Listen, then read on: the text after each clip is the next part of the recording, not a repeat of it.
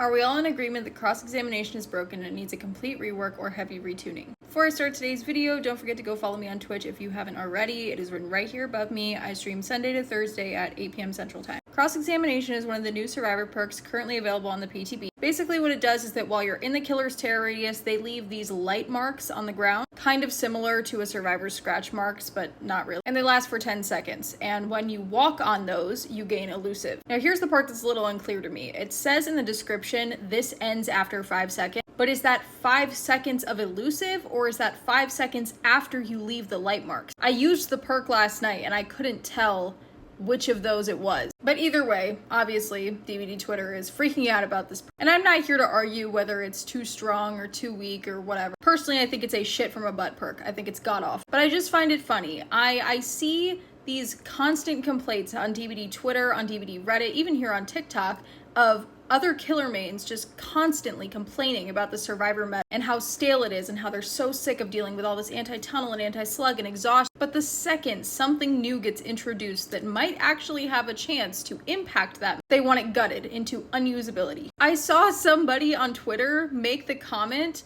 that this perk is, quote, so Survivor-sided. It's a Survivor perk. It's a Survivor perk. It's supposed to work in the Survivor's favor.